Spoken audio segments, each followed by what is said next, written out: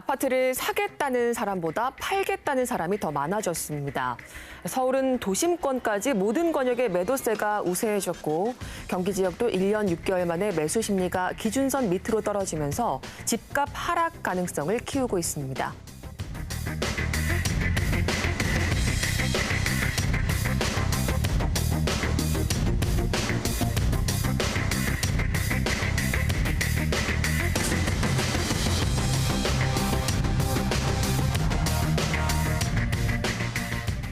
근데 지금 전세가 바닥을 키고 있으니까 매물가가 좀 떨어진 거예요, 지금.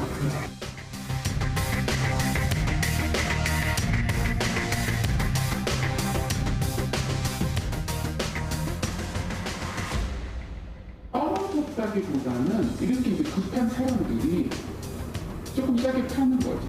이게 이제 비과세를 받으려면 그냥 내가 지금 좀 손해보고 파는 게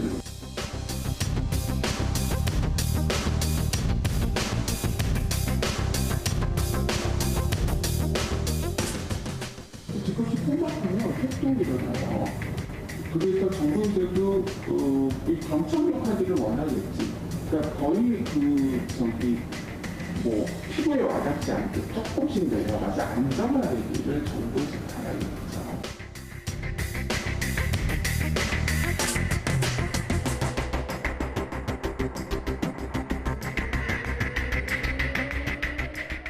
내가 봐도 지금 사는 게 좋아요. 근데 사실은 지금 문제예요. 나중에 그냥 일부러 운전해야 때문에 되게 지금.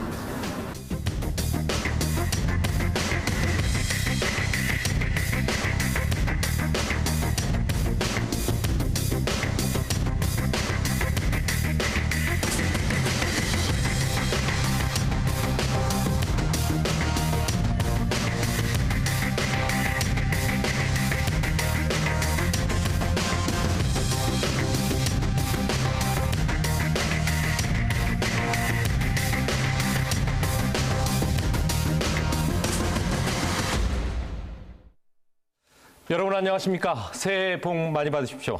경기 인천 지역 주요 현안을 집중 분석하는 인사이드 경인 이재환입니다.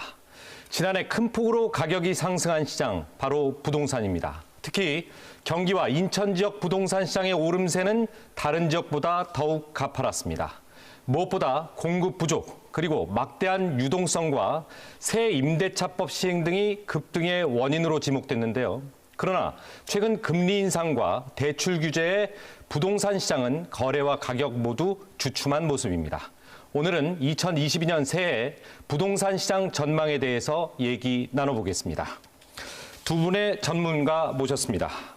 명지대학교 부동산학과 권대중 교수님 나오셨습니다. 안녕하세요. 안녕하십니까. 한국건설산업연구원 선임연구위원 두성규 박사 나오셨습니다. 안녕하세요. 안녕하십니까.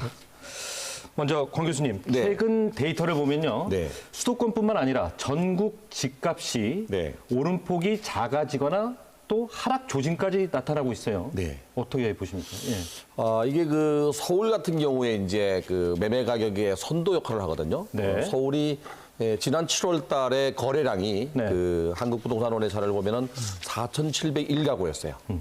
이게 그 12월 1일부터 20일까지 20일 동안에 거래된 양이 191가구로 거의 뭐 거래 절벽이 됐습니다. 그 이유는 이제 10월 26일 날 정부가 가계부채 종합대책을 내놓으면서 이 대출 규제를 아주 강력하게 한 겁니다. 그렇죠. 뭐 일단 돈 있어야 집을 사지 않습니까? 거기에다가 이제 금리가 인상됐어요. 예. 거기에 또 한 가지 덮친 게 11월, 12월, 2월이 비수기철입니다. 그렇죠. 물론 이제 단기적으로 집이 급등한 거에 대한 부담감도 있고요. 예. 또 한 가지 이제 3월 9일 날 대통령 선거가 있습니다. 그렇죠. 이 관망세가 좀 많아진 겁니다. 네. 그러다 보니까 이제 거래가 절벽되면서 가격이 하락하는 조짐이 생기는데요. 네. 가장 많이 올랐던 세종시가 가장 많이 떨어지고 있고요. 그렇죠. 그다음에 공급량이 많은 대구가 지금 마이너스 돌아섰고요. 나머지 부분은 상승폭이 둔화된 겁니다. 네. 아직까지 마이너스 돌아선 건 아니고요. 네. 두 박사님, 예. 두 박사님은 지금 상황 어떻게 해석하세요? 지금 네, 대세 하락 중인가요? 집값 내려가고 있는데. 대세 하락으로 하기에는 좀 조심스러운 측면이 있고요. 네. 지금 작년 말 그러니까 2021년 말부터 주택 가격은 약세 조짐을 좀 보이고 있는 거죠. 그러니까 네. 전체적으로 이제 상승폭이 둔화되는 그런 양상들을 보여주고 있는데요. 지금 시장 상황에서 원래 전망 자체가 상당히 이제 뭐 어둡게 전망하시는 분이 많은 이유도 그러한 시장의 어떤 약세장으로의 전환 가능성들이 조금 비치는 데다가 전반적으로 시장에 있어서 우리 군 교수님도 말씀하셨지만 거래량이 주는 등 심리적인 부분, 거래 심리 자체가 상당히 위축된 모습들을 보여주고 있습니다. 네. 비록 작년 말에 조사 전망이긴 하지만 그 전국의 매매 가격 전망 지수라는 게 있는데 네. 그것은 이제 향후에 부동산 시장이 어떤 식으로 될 건가, 상승이 될 건가, 이제 그 하락이 될 건가 하는 그런 심리적인 어떤 상황들을 물어보는 의견인데요. 네. 그 수치 자체가 지금 전국적으로 볼 때 100 이하로 내려간 것으로 나타나고 있습니다. 93 정도. 그 말은 뭐냐면 심리적으로 볼 때 향후의 집값 상승 부분에 있어서 상승 전망을 하시는 분보다 네. 하락 전망하시는 분들이 조금 더 늘어난 상황이다 이렇게 볼 수 있거든요. 네. 그래서 이제 그런 부분들의 원인 자체는 아무래도 작년부터 이제 시작되고 있는 금리 부분에 대한 상승이 추가적으로 인상될 가능성이 많은 데다가 네. 대출 규제가 여전히 이제 심각한 상황이고요. 그리고 2021년 작년 한 해에는 주택 가격이 정말 이 수도권의 경우에 특히 많이 올랐습니다. 지방에도 많이 올랐지만 그렇습니다. 서울보다 사실은 관심의 어떤 주목이 좀 덜했던 인천이라든지 수도권에서 굉장히 많이 올랐는데요. 그런 부분들에 대해서 이제 너무 고점이지 않느냐는 그런 부분들에 대해서 약간의 주택 가격 상승에 대한 좀 시장에 있어서의 좀 지친다고나 할까요? 그런 부분도 좀 있는 것 같습니다. 그래서 너무 이제 고점이니까 이제는 조금 쉬어갈 때도 되지 않았나라는 그런 부분도 있기 때문에 저는 원래의 경우에 있어서 하락 반전으로 생각하기보다는 네. 좀 관망세를 좀 보이다가 저는 네. 우리 교수님 말씀하신 대로 아마 대선 이후의 그 결과 여부에 따라 시장은 아마도 재상승에 대한 그 모멘텀을 타는 정도가 되지 않을까. 그래서 저는 상저하고 이렇게 한번 표현을 해보고 싶습니다. 상반기에는 조금 낮게 이렇게 좀 네. 가다가 하반기에는? 하반기에서는 저는 추가적인 상승 가능성 그 이유에 대해서는 제가 조금 뒤에 다시 또 말씀을 드리겠습니다. 네, 권 교수님, 네. 여러 지금 조건들 대출 규제라든지 금리 인상 예상되는 것, 또 대선이 있지 않습니까? 네. 관망세 아까도 말씀 주셨고 두 박사님 역시 말씀 주셨는데 과거에 봤을 때 과거 사례를 봤을 때 집값 하락할 때 어떤 나타나는 조건들 이런 것들이 있나요? 있지요. 현상들이나 정부에서는 이제 대출 규제를 강력하게 하면서 금리가 지속적으로 오른다는 그런 그 부담감을 주고 있습니다. 그렇습니다. 이게 이제 집값 하락의 전조입니다. 그렇죠. 이 시장에서는 이제 매물이 증가하기 시작하고 있고, 그다음에 이제 급매물이 또 나오기 시작합니다. 네. 그러면서 분양 물량은 미분양이 나타나기 시작하고요. 그렇죠. 그런 현상은 또 외곽지부터 이렇게 또 미분양이 나타납니다. 도심지로 들어올수록 소화는 되는데 네. 외곽지는 그대로 미분양이 쌓이는 그런 현상이 나타나고요. 전월세 시장에서는 이제 전세 물량이 늘어나면서 가격 하락 조짐이 생기죠. 이게 매물 자체가 급매물이 나오면 이제 가격이 하락하는데 네. 이래 되면 전월세 가격도 같이 동반 하락합니다. 네. 그래서 이 전월세 가격의 등락폭이 매매 가격의 선행지수이기 때문에 부동산 가격이 오를 때에는 오히려 또 전월세 가격이 올라가서 수익이 높아지거든요. 그래서 가격이 오르는데 지금 같은 시장은 이제 전세 물량이 좀 늘어나는 상황이에요. 네. 물론 이제 그 금년 8월 이후에는 임대차 3법 때문에 재계약이 있기 때문에 그렇죠. 아마 가격이 올라갈 가능성이 있는데 현재로서는 이미 그 좀 늘어나는 상황인데 네. 이게 이제 2월, 3월, 4월 이사철 돼 보면 좀 다르겠지만 네. 어쨌든 대선 전까지 이런 상황이 그냥 가지 않겠나. 그래서 아주 특수한 경우는 뭐 인천에도 지금 현재 미분양이 나타났고요. 그렇죠. 또 대구에도 미분양이 나타났고요. 또 세종시까지도 지금 현재 미분양이 나타났어요. 그래서 이렇게 인기 있는 지역이 점점 미분양이 나타나면서 또 이 그 매물이 쌓이는 그런 현상이 나타납니다. 두 박사님.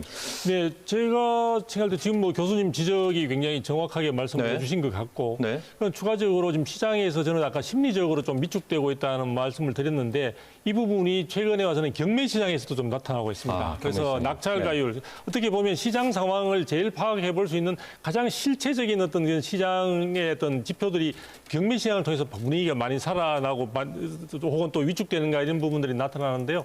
경매 시장에서 낙찰가율이 조금씩 떨어지고 떨어지고 있습니다. 있어요. 떨어지고 있는 그런 부분들이 있는데 그러나 우리가 이제 또 한편에 있어서는 이 전반적으로 시장이 약세 분위기를 보이는 것은 맞지만 또 서울의 또 특정 지역 같은 경우에는 오히려 신고가를 갱신하는 경우들도 나타나고 있습니다. 네. 그래서 지금 강남 지역이라든지 송파구라든지 이런 쪽에 있어서 우리가 주목할 만한 고가 혹은 초고가 주택의 경우에 있어서는 실질적으로 가격 자체가 하락이 아닌 상승으로 해서 추가적으로 계속해서 신고 갱신하고 있는 그런 부분들이 나타나고 있는 점에서 본다면 저는 시장 자체가 이전의 시장처럼 전국적으로 혹은 뭐 서울이나 특정 지역에 있어서 전반적인 아파트 가격이 하락이다, 상승이다 이런 흐름보다는 아마 상품별로 해서 아파트면 아파트 중에서도 고급 아파트를 중심으로 해서 새로운 가격이 오히려 올라가는 쪽도 있는 즉 부동산 시장의 양극화가 보다 심화되고 있는 양상들이 나타나고 있다는 것도 올해 아마 시장에서 전망을 하는데 우리가 주목해봐야 될 하나의 중요한 포인트가 아닌가 싶습니다. 한 가지 제가 덧붙인다 그러면은 이제 네. 가격이 고압세 내지 하락될 때에는 네.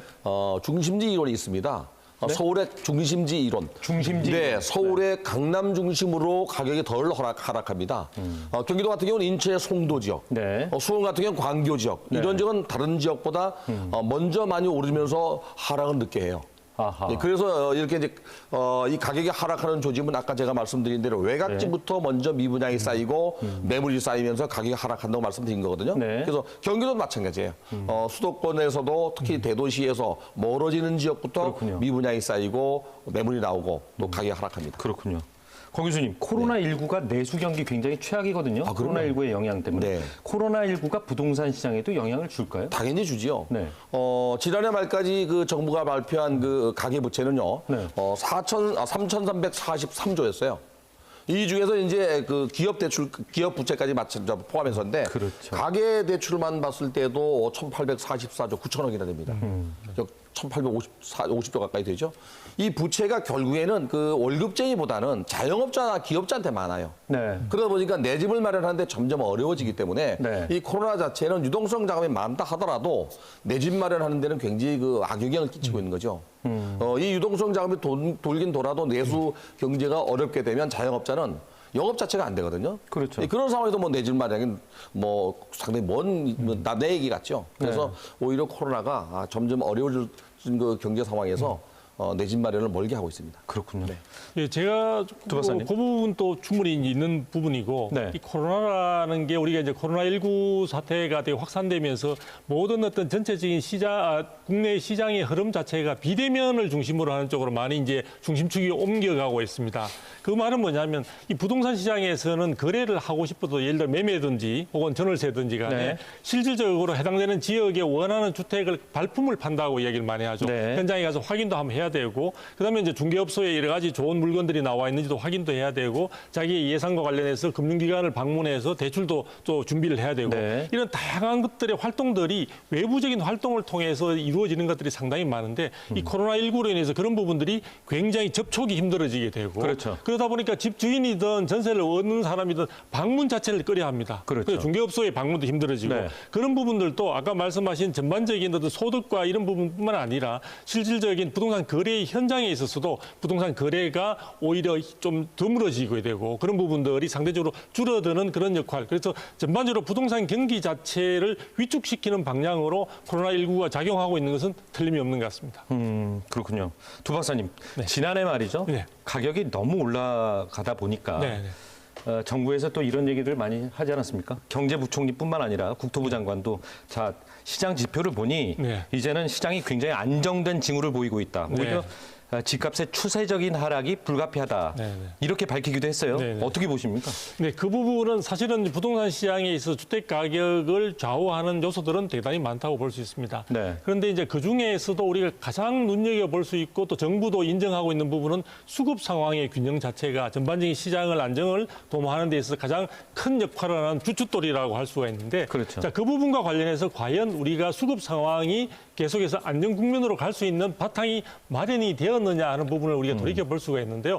지금 그 당시 지금 국토부 장관께서 말씀하시는 것은 보면은 지금 공급 자체가 2021년도 작년에 그 여러 가지 이제 이사 대책이라든지 네. 3기 신도시라든지 그런 부분들을 통해서 사전 청약이나 이런 것들을 통해 많은 것들이 공급이 되고 있다. 충분히 공급이 되고 있다. 그런 측면에서 이런 그 수급에 있어서 장기적인 수급 부분에서 문제가 없기 때문에 다른 요소들 그 위에 이제 뭐 금리 인상의 가능성들이 추가적으로 있고 또 대출도 규제되고 있는 상황에서 실수요자들이 실제 실수요자가 아닌 경우에 있어서는 투기 수요인 경우에 있어서는 실질적으로 주택을 구입하는 자체가 굉장히 부담스러운 상황으로 지금 만들어져 있는 거죠. 그런데 우리가 공급이라는 것과 관련해서 본다면은 제가 볼 때는 이 두 가지 측면에서 볼 수가 있는데요. 하나는 신규 공급도 굉장히 공급으로서 중요한 역할을 하지만 네. 기존 주택의 거래 자체가 활발한 것도 하나의 부동산 시장에서 공급원으로서 중요한 역할을 합니다. 그렇죠. 그런데 신규 공급은 지금 3기 신도시나 사전 청약 등을 이야기하고 있지만 이것은 바로 주택이 나오는 것이 아니거든요. 그렇죠. 굉장히 오랜 시간을 기다려야 되는 상황이다 보니까 예약 말 그대로 분양이나 이런 부분들에 대한 예약에 불과하기 때문에 맞습니다. 그것을 우리가 공급으로 보기에는 많은 시간을 기다려야 된다는 한계가 있고요. 그다음에 기존 주택의 경우에 있어서는 지금 거래량이 굉장히 위축되어 있는 상황에서 실제 거래가 잘 되고 있지 않습니다. 그리고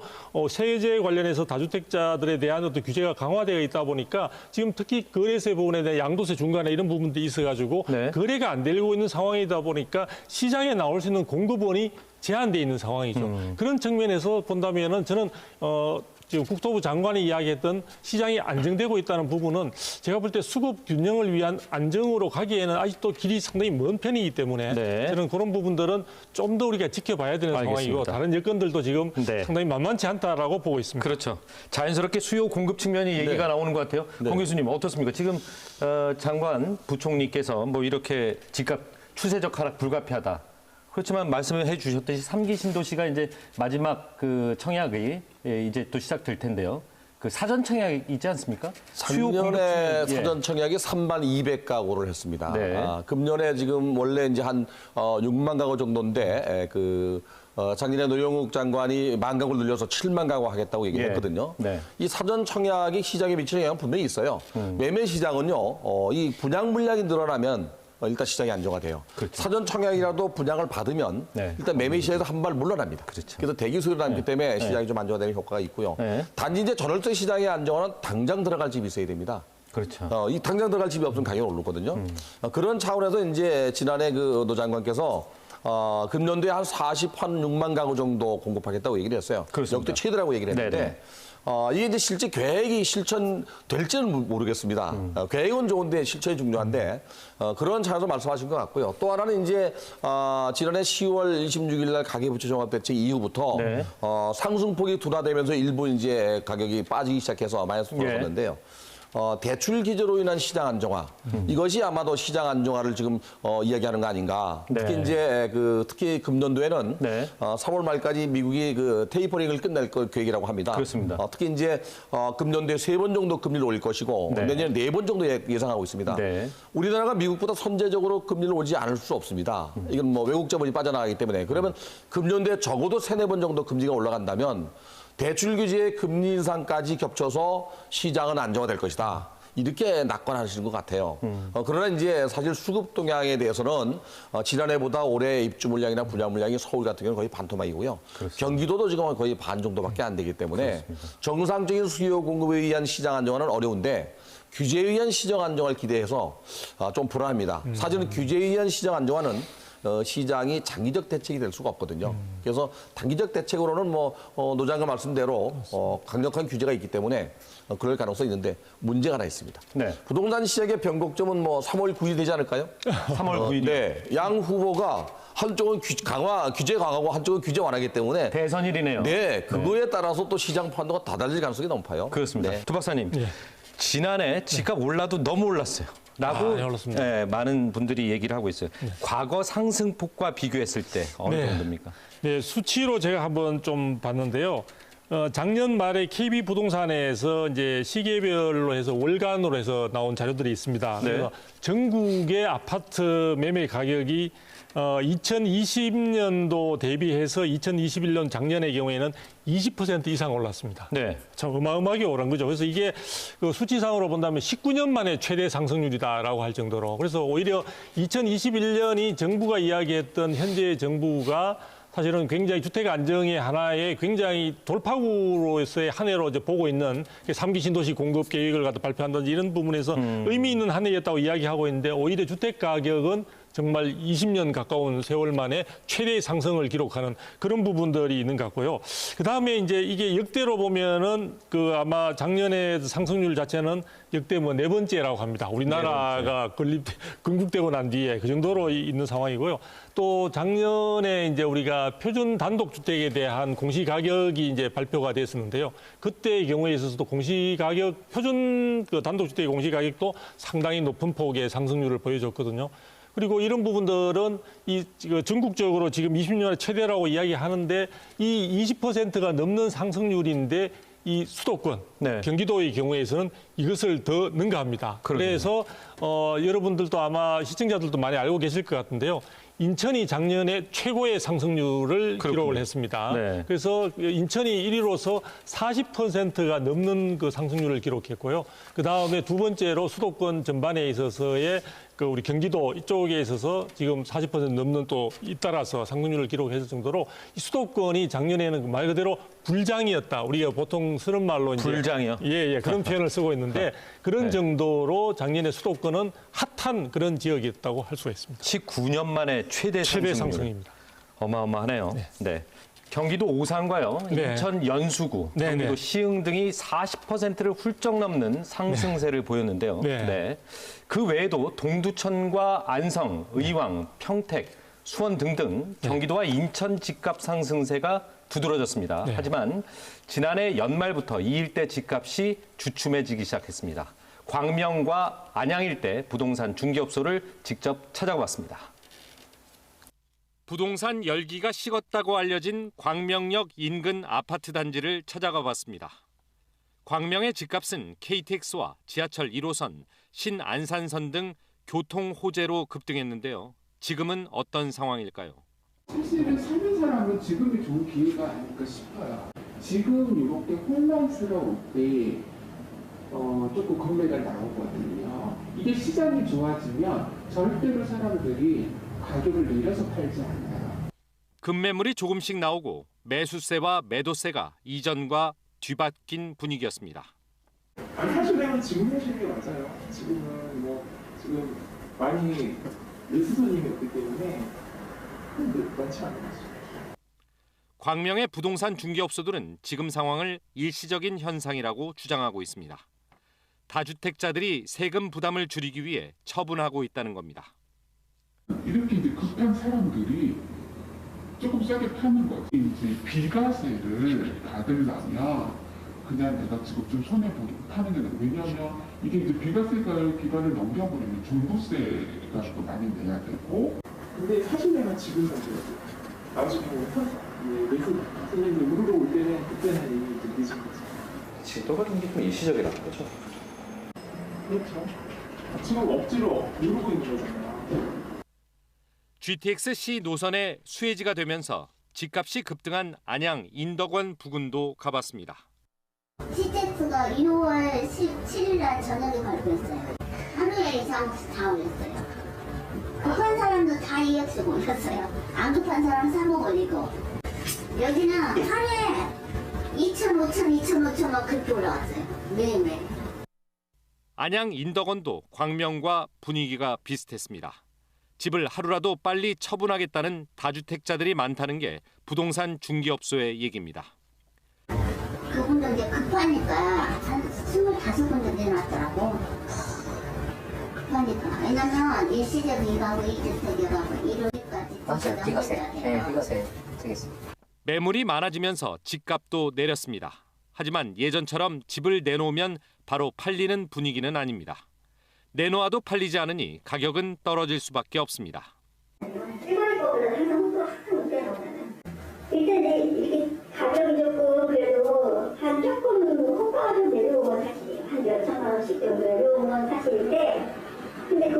거래가 내려왔으면 그 가격에 누군가 와서 거래를 해야 되는데 거래가 안 되기 때문에 그러니까 그 호가가 15%로 내려왔다는 얘기가 맞아요. 취재진이 문의를 하던 도중에도 부동산 중개업소엔 급매를 문의하는 전화가 걸려왔습니다.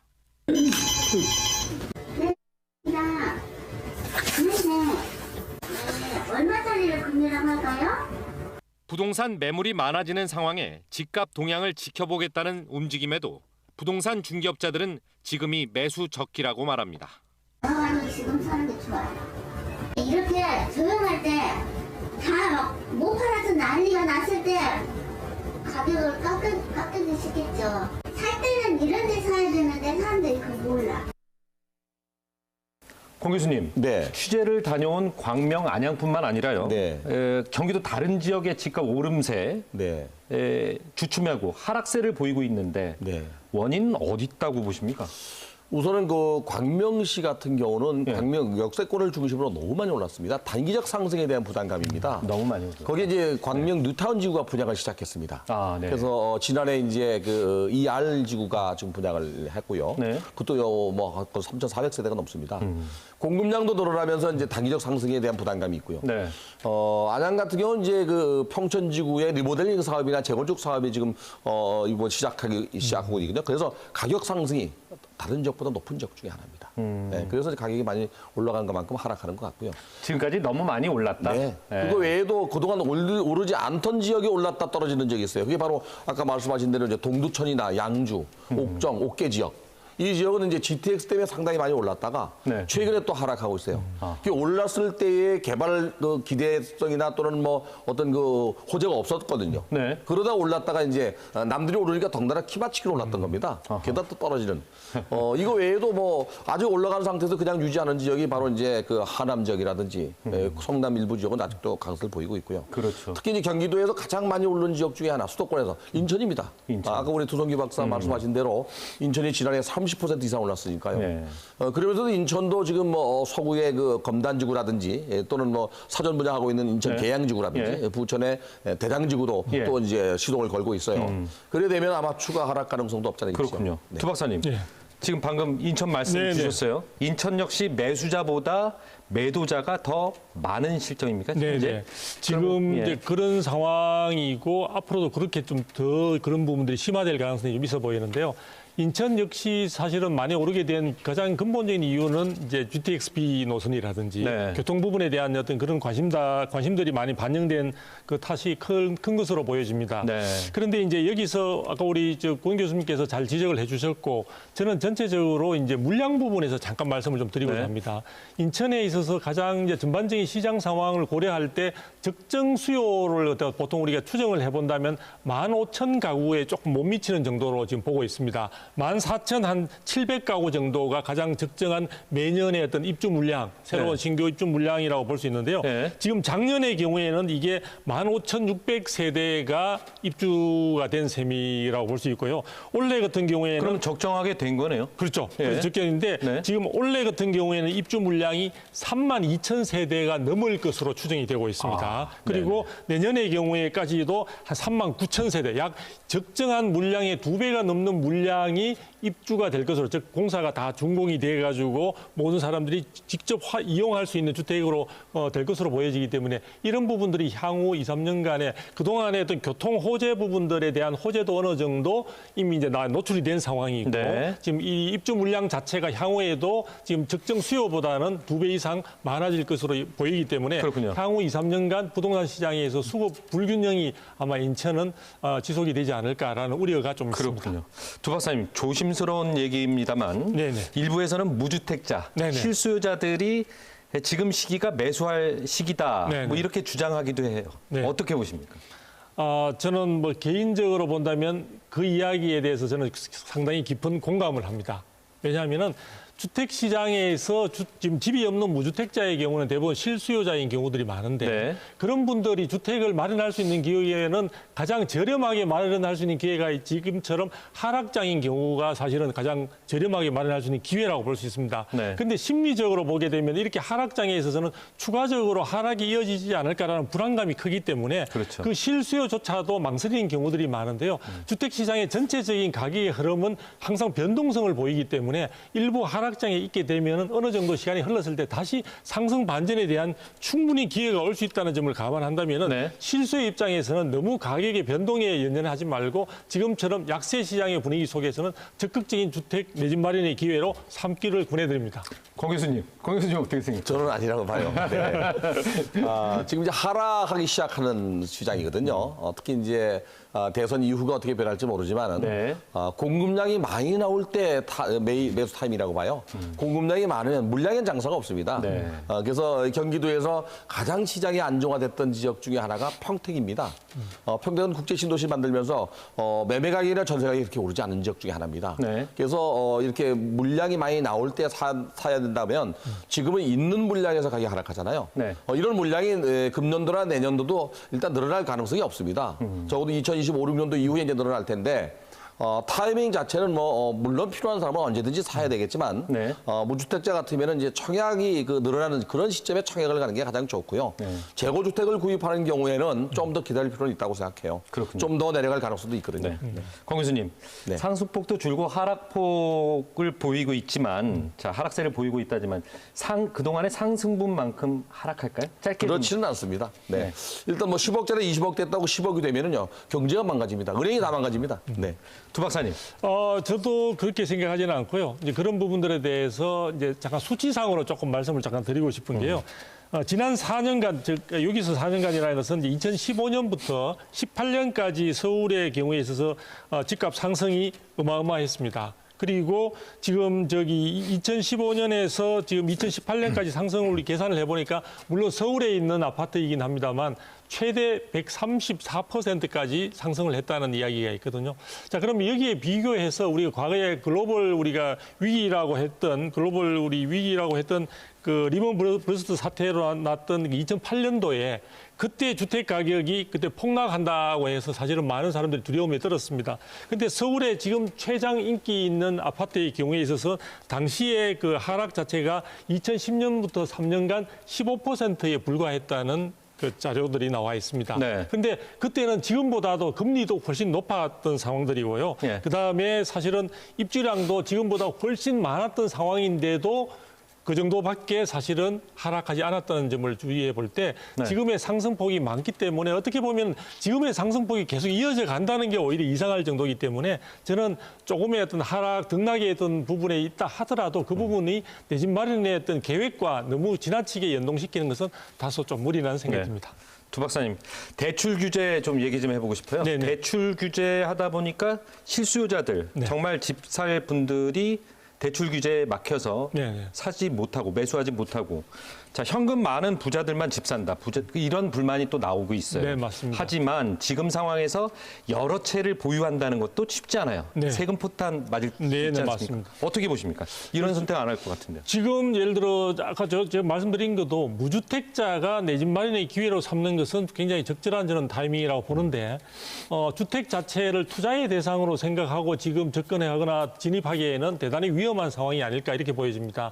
올해 같은 경우에는 대선도 있고 여러 가지 어떤 규제 완화 가능성에 대한 기대감이 많은 것도 사실이지만 한편으로 보면 역시 금리 부분에 대한 추가적인 인상 가능성들이 굉장히 남아있는 상황들이고 네. 이런 부분들과 함께 경기 회복에 대해서도 여러 가지 코로나19 사태가 상당히 압박하고 있는 것은 사실이거든요. 그렇죠. 그런 점들을 볼 때 주택을 투자 대상으로 생각하시는 분들은 아마도 지금 금리가 오히려 올라가고 있기 때문에 다른 금융기관에 맡겨놓는다지 다른 투자책들을 아마 생각하실 것 같고요. 지금 무주택자의 경우에만 저는 주택 구입에 대한 내 집 마련의 꿈을 실현시킬 수 있는 기회 여부를 갖다가 아주 면밀하게 그동안에 우리 정책의 변동이나 이런 것들을 다 고려해 봤을 때 네. 아마 추가적으로 구입을 하시더라도 제가 볼 때는 뭐 어느 쪽에 지금 대선 후보들 누가 되든지 간에 지금 오히려 여당에 있는 이재명 후보도 사실은 뭐 규제 완화 이야기를 또 많이 또 언급을 하고 있습니다. 네네. 그런 점들을 감안한다면 향후 부동산 시장을 뭐 사실은 전 어느 정도의 낙관할 수 있는 여지도 있기 때문에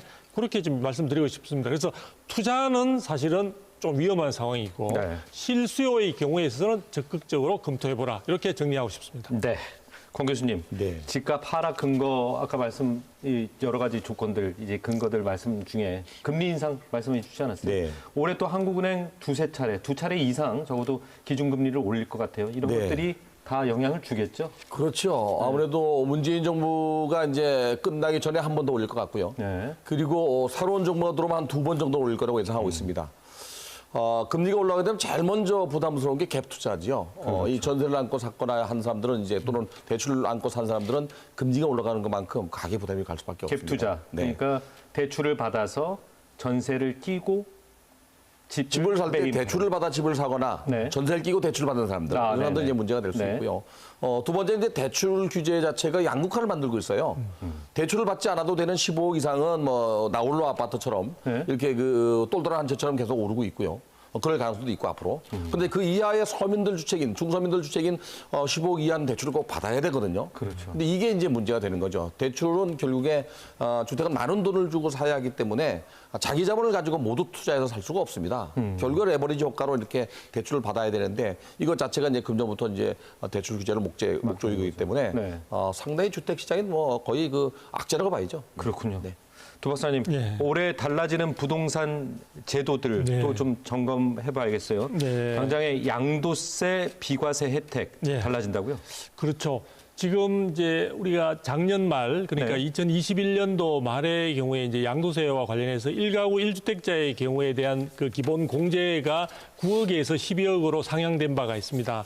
자, 그런데 올해 1월 1일부터 12억 초과되는 상가 겸용 주택에 있어서 양도세 부분과 관련된 비과세 혜택 자체가 그 전에는 이제 주택 부분뿐만 아니라 상가 부분까지 합쳐서 사실은 전반적인 어떤 비과세 혜택이 주어졌는데 네. 이제는 12억 초과 상가 겸용 주택의 경우에 주택 부분만 사실은 양도소득세 비과세 혜택이 주어진다는 것하고요. 그다음에 이 경우에 80%의 장기보유 특별공제까지 적용되는 그런 부분으로 사실은 상당히 변경됐다는 점에서 좀 주목을 할 필요가 있고요. 네. 그다음에 이제 수도권 소재에 있어서 또 주택 경우에 있어서 해당되는 1가구 1주택의 부수 토지의 범위 자체가 네. 기존의 양도소득세 비과세 혜택 자체가 수도권 지역 중에서 주거지역이나 상업지역이나 공업지역과 같은 이런 용도지역에 있어서는 해당되는 지역에 있어서 3배까지 그리고 녹지지역 경우에서는 5배까지 비과세 혜택이 주어지는 쪽으로 지금 정해졌습니다. 그래서 작년의 경우에는 뭐 이런 용도지역 구분 없이 5배까지 되었던 부분들이 네. 3배 정도로 주거지역과 상업지역, 공업지역은 주거정착 면적의 3배까지로 줄어들었다는 점을 갖다 충분히 네. 감안하셔가지고 네. 그 부분과 관련된 여러 가지 주택 매도를 한다든지 이럴 때 그 세제 부분과 관련된 면밀한 전략을 아마 작성하셔야 될 것 같습니다. 네. 권 교수님, 네. 지금 매매 시장 알아봤는데요. 전세 시장도 좀 알아봐야 될 것 같아요. 네. 전세 세입자들. 네. 2020년 새로운 임대차법 시행 이후에 네. 전세 시장이 후끈 달아오르지 않았습니까? 네. 역시 매매가를 끌어올리는 요인 중에 하나였다고 보고요. 네. 최근에 이제 대출 규제 되면서 과연 그러면 오른 전세가를 또 어떻게 마련을 할 것인가? 네. 전세 세입자들로서는 큰 부담이 될 것 같아요. 그렇죠. 전세 시장 전망 좀 해주시죠. 정부가 지금 이제 전세금 대출을 5억까지 해주는 거를 7억까지 늘렸습니다. 네. 그래서 대출을 받으려면 7억까지는 받을 수 있는데 네. 문제는 이제 이 전세금 대출도 총부채 상환 능력 비율에 들어갑니다. 이게 심사에 들어가기 때문에 네. 그걸 받을 때 뭐 마이너스 통장까지도 또는 뭐 자동차 할부까지도 들어가기 때문에 생각보다 적게 받을 수밖에 없습니다. 그렇네요. 문제는 이제 금년도 8월에 임대차 3법이 이제 2년 끝나고 다시 재계약이 돌아오기 때문에 이때는 아마도 상당히 많은 전세금이 올 가능성이 높습니다. 그렇죠. 특히 이제 지난해 그 종합부동산세부터 보유세가 올라가면서 또 네. 금년에도 뭐 공시 가격이 많이 올랐기 때문에 예. 많이 나올 거라고 봅니다. 네. 그런데 그렇게 되면은 결국에 전세액을 놓았던 다주택자가 5억의 전세라면 만약에 6억이 되면 그 네. 1억 늘어난 것만큼은 월세를 받으려고 해요. 반전세가 늘어나고 반전세. 전세가 줄어드는 거예요. 그렇네요. 그리고 반전세는 다시 또 월세로 전하는 형태가 많아져서 전세 물량도 주는 데다 가격이 올라가서 서민들이 좀 더 어려워지지 않겠다는 생각이 듭니다. 전세 세입자들의 부담이 점점 커질 것 같습니다. 네, 네, 걱정입니다. 네. 자, 여기에 올해 또 집값 변수, 대선 결과에 따라서 달라질 것 같아요. 이런 전망도 많습니다. 대선 유력 주자 두 후보의 공약을 보면요. 양도세 완화 또는 합리화라는 이런 표현을 써요. 공약이 있어요. 다주택자들의 양도소득세 완화 조치, 부동산 시장에 어떤 영향을 미칠까요? 우선 다주택자들에게 양도소득세를 일시적으로 완화해서 매물을 나오게 하려고 하는 것은 일단 야당의 그 윤석열 후보의 공약이었어요. 네. 근데 최근에 또 이재명 후보도 그 얘기를 하고 있습니다. 1년 내에 그 시행하겠다는 건데 또 뭐 433이라고 해서 4개월 내에 팔면은 100%, 네. 또 3개월 내에 팔면 또 뭐 50%, 네. 그 다음에 또 3개월 내에 팔면 뭐 25%, 네. 이렇게 이제 완화하겠다고 하는데 이것을 일시적으로 사용한다는 거, 일시적으로 시행한다는 것은 좀 잘못된 것 같아요. 만약에 시장을 위해서 매물이 나오게끔 한다면 이렇게 양도세 중간세가 잘못됐다고 인식한 거거든요. 네. 그러면 이걸 재산세 포함하거나 양도세를 완화시켜서 다른 쪽으로 돌려야 되는데 존속시키면서 한시적으로 선거 때문에 내는 거 아닌가. 그래서 만약에 이게 시행된다 그러면 3월 9일 대선 전에는 아마 안 나올 것 같고요. 대선 이후에 만약에 이재명 후보가 당선이 된다면 네. 매물이 나올 가능성이 높아요. 그러면 단기적으로 나올 거고요. 그리고 만약에 윤석열 후보가 당선이 된다면 이걸 조정한다 그랬으니까 안 나올 가능성도 있습니다. 다주택자에 대해서 네. 규제가 덜할 테니까요. 두 박사님은 어떻게 보세요? 네, 일단 이제 이 양도세 중과 부분을 왜 이제 한시적으로든지 조정을 해야 되느냐 하는 부분에 대한 필요성은 결국은 제가 조금 전에도 말씀을 드렸지만 시장에 매물이 많이 나와야 되는 상황입니다. 네. 지금 신규 공급은 상당히 많은 시간을 기다려야 되기 때문에 시장에 매물이 나와주지 않으면은 여전히 매물들이 희소하면서 전체적인 주택 가격을 상승시킬 요인으로 작용할 가능성이 많기 때문에 네. 양도세 부분을 갖다가 좀 풀어주더라도 이제 시장에 매물이 많이 나오도록 하는 그러한 하나의 장애물들을 제거시켜준다는 의미가 있는데요. 문제는 제가 볼 때는 이 양도세 부분과 관련해서 재작년의 경우에도 풀어줬던 적이 있습니다. 네. 그런데 그때 효과가 없지 않았느냐 이야기했는데요. 예. 그때 우리가 들여다보시게 되면 양도세 중과 부분을 단순히 그냥 해제시켜 준 게 아니라 그때 10년 이상 보유한 주택의 경우에 한해서 풀어주는 등 여러 가지 제약 조건들을 걸었습니다. 그래서 앞으로 제가 볼 때는 이러한 세제 부분과 관련해서 양도세 특히 이런 부분들에 대한 중과를 해제하는 부분들은 어떤 조건을 제시하지 않고 시장에 있어서 한시적으로 하더라도 충분히 시장에 장애물로 작용하지 않도록 하는 정도의 수준으로 해야 된다. 그리고 다주택자에 대한 양도세는 실제 이 정부 들어서서 지금 너무나 많이 오른 상태고요. 이 부분에 있어서 이번에 이러한 어떤 매물을 나오기 위한 것이 아니라 하더라도 저 OECD 기준으로 보더라도 현재 우리 양도세 중과 부분은 다소 국민들에게 지나친 부담을 주는 측면이 있다. 그래서 저는 이러한 어떤 매물 출회하는 원인으로 작용하지 않는다 하더라도 저는 좀 조정할 필요성은 충분히 있다고 보고 있습니다. 두 박사님, 하지만은 이 세제 완화, 네. 양도세 중과 유예를 포함해서 세제 완화 네. 반대하는 의견도 만만치 않아요. 왜냐하면 네네. 이게 세제가 오락가락하는 거 네네. 굉장히 시장에 혼란을 줄 수 있다는 의견이죠. 그렇죠. 이 세제 부분이 그동안 이 정부가 사실은 부동산 시장을 안정시키는 정책으로 썼던 큰 세 가지 요인이 있는데요. 네. 하나는 규제 장치를 굉장히 많이 만들었고요. 네. 그다음에 이제 세제 부분을 강화시켰고 그다음에 대출을 억제하는 그런 부분들을 많이 근간으로 했는데요. 이 세제 부분은 지금 굉장히 강화된 상태에서 지금 국민들의 삶을 그리고 부동산의 시장 국한되지 않고 전반적인 삶 자체를 굉장히 억누르고 있습니다. 경우에 따라서는 가격이 많이 올라감으로 인해서 종부세나 이런 부분뿐만 아니라 국민연금이 건강보험이라든지 이런 쪽에 자격을 박탈당한다든지 아니면은 주택을 가만히 가지고 있을 뿐인데 사실 그 세금 부분에 대한 납부 부담이 너무 커서 주택을 처분해야 되는 등의 여러 가지 문제를 많이 이제 야기시키고 있거든요. 그래서 네. 저는 세제 부분은 국민들이 안정적으로 장기적으로 생활할 수 있는 굉장히 큰 바탕이 되는 부분이고 사실은 국가가 반대 서비스가 별다른 것이 없는 가운데 일방적으로 국민으로부터 사실은 재산의 일부분을 가져가는 것이기 때문에 그런 부분에 대해서 국민들의 부담을 최소화시킬 수 있는 한도 내에서 여러 가지 제도들을 좀 개선할 필요가 있고요. 그다음에 지금 정부가 여러 가지 시장 상황이든 아니면 정치적인 원인이든 간에 지금 말씀하신 대로 너무 왔다 갔다 하는 식으로 바꾸다시피 하다 보니까 국민들이 이 세제와 관련해서 여러 가지 어떤 설계를 하고 자신만의 생활 생활을 하는 데 있어서 굉장히 불안한 느낌들이 많이 들고 있고 그렇죠. 그런 부분들이 시장을 굉장히 교란시키거나 왜곡시키는 측면들도 나타나고 있습니다. 그래서 저는 세제 부분은 차기 정부에 있어서 보다 좀 질서정연하게 그리고 국민들의 부담을 덜어주는 방향으로 전면적인 재편이 필요하지 않나 싶습니다. 국민의 부담을 덜어주는 방향 이렇게 말씀 주셨고요. 공 교수님 어떻게 보세요? 세제 완화 이게 시장 혼란만 정책 기조를 이렇게 바꾸면 이 시장에 굉장히 혼란을 주고 말씀 주셨듯이 불안할 수도 있거든요. 정책은 사실 그 신뢰성과 일관성이거든요. 네. 부동산 정책 자체는요, 부동산 시장과 인간과의 관계를 원만하게 만들어주는 거거든요. 이게 잘못되고 왜곡될 때 정말 개입해서 그렇죠. 좀 풀어주는 쪽으로 가야 되는데 정부가 정책으로 시장을 끌고 가기 때문에 문제가 되는 겁니다. 특히 이제 그 양도세 같은 경우는 정부가 이번 정부는 소득세로 생각하고 있습니다. 양도소득세니까 그렇죠. 부동산 관련 세금이라고 생각을 안 해요. 소득세로. 예, 거래세는 취득세와 양도세가 분명히 있는데도 불구하고 그래서 OECD 36개 국가 중에서요, 예. 취득세, 보유세, 양도세를 모두 합친 예. 그 순위를 보면은 GDP 대비 이 부동산 조세 부담률을 보면은 예. 2019년도에 7번째였어요. 2020년도에 5번째로 올라왔습니다. 아마도 이제 지난해께 다시 보고가 되면 네.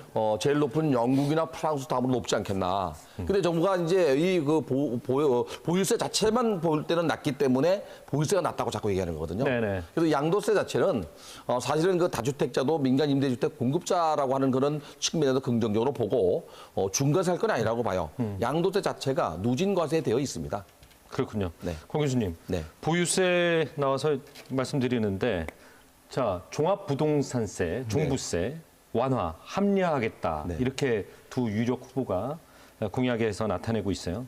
종부세 손대면 어떤 변화가 예상되나요? 우선 2005년도 5월 달에 노무현 정부 당시에 종부세를 만든 이유는요. 네. 부유세라고 해서 부자세 1% 이내에서 물리겠다고 했어요. 네. 지난해 지금 현재 94만 7천 명입니다. 집을 갖고 있는 사람들로 나누면 약 한 6.5%, 7% 가까이 되고요. 종부세를 부담하는 인별합산이니까요. 네네. 전체 인구로 나눠도 2%입니다. 네. 그래서 어떻게 보면은 이제 그 종부세가 이재명 후보는 국토 보유세로 포함시켜서 이 불로소득에 대해서 과세하겠다고 지금 얘기하고 있고요. 네. 또 윤석열 후보는 이거는 전면 개편하겠다고 하는데 네. 개편하게 되면은 재산세를 중장기적으로 좀 단계적으로 올릴 필요는 있다고 생각합니다. 두 박사님은 어떻게 생각하세요? 네, 전반적으로 이 종부세 혹은 우리가 재산세 같은 경우에 있어서는 말 그대로 자산 가치가 올라가는 데 대해서 기분은 좋지만 미실현 이익입니다. 당장 주머니에 내가 볼 때 소득 부분으로 뭔가 현실화되는 것이 아니기 때문에 이런 부분들이 급상승하게 되면 주택을 보유하고 있는 분들은 그냥 가만히 앉은 자리에서 부담만 늘어나는 사실은 그런 상황들이 되기 때문에 국민들의 삶을 더욱더 팍팍하게 만들 수가 있습니다. 그래서 부동산에 관련되는 부분이지만 이 자체가 국민들의 삶을 영위하는 데 영향을 준다는 측면에서 본다면 이런 부분들에 대해서 저는 여러 번 강조드리지만 이제 세금 부담에 대한 걱정하지 않고 살 수 있는 그런 환경으로 뭔가 네. 좀 다음 정부는 많이 좀 배려해 주셨으면 하는 생각이 많습니다. 네. 자, 두 박사님, 두 후보, 유력 후보 모두 공통 공약 사항이라면 네. 결국 규제 완화라는 부분인 것 같아요. 네네. 지금 부동산 시장에서 대출이든 세금이든 네. 이런 완화, 규제 완화가 필요해 보이나요? 저는 필요해 보인다고 생각을 하는데요. 향후의 부동산 시장은 다음 정부는 시장 경제 원리가 정상적으로 작동할 수 있는 방향으로 갔으면 좋겠다. 그런 과정에서 아무래도 이게 완벽하게 되지는 못할 거니까 부작용이 일부 생길 수도 있고 문제가 생길 수도 있는데 그럴 때 최소한의 범위 내에서 뭐 저는 규제든 세제든 대출이든 이런 부분들을 보조 수단으로 사용했으면 좋겠다. 현재 문재인 정부의 경우는 이것을 너무 주된 수단으로 사용하다 보니까 많은 문제점이 만들어진 게 아닌가. 저는 이런 측면에서 이런 부분들에 대한 저는 좀 보완이 필요하다 생각이 듭니다. 공 교수님 어떻게 생각하세요? 저는 조세 부분에 대해서 좀 전면 개편해야 된다고 생각돼요. 거래세인 취득세와 양도세는 좀 낮추고 네. 보유세는 중장기적으로 좀 이렇게 누진과세 하듯이 올려야 되지 않느냐. 특히 이제 공시가 현실화나 공정시장 가액 비율 같은 경우도 재조정할 필요가 있다고 생각이 되고요. 대출 같은 경우는 이제 생애 최초 주택 구입자나 무주택자에게는 일반 기존에 있는 것처럼 이렇게 강화해서 규제할 필요는 없다고 생각돼요. 그분들은 특기꾼은 아니거든요. 그렇죠. 처음 이 세상에 태어나서 집을 구하는 사람이 어떻게 특기꾼입니까? 그래서 이런 사람들에게는 내 집 마련의 기회를 주고 좀 세분화시킬 필요 있다. 그렇죠. 이런 또 청약제도도 이게 그 청약 가점제도 같은 경우는요. 네. 청약 통장 가입 기간이나 또는 뭐 그 무주택 기간이나 또는 부양가족 수를 가지고 점수를 매기는데 네. 나이가 많을수록 유리합니다. 그렇죠. 그러니까 30대, 40대도 영끌이 나오는 거거든요. 그래서 세대별로 안분해서 그들 속에서 경쟁하게끔 제도를 좀 바꿀 필요가 있다고 생각이 돼요. 집의 궁극적 목적은 정신적 안정을 얻는 곳이라는 한 건축학자의 말이 새삼 기억납니다. 거주 공간으로서의 집이 아닌 물질적 재산으로만의 주택에 매몰돼가는 세태에 안타까움을 표한 것이겠죠. 오늘 인사이드 경인 여기까지입니다. 다음 주에는 더욱 알찬 내용으로 찾아뵙겠습니다. 감사합니다.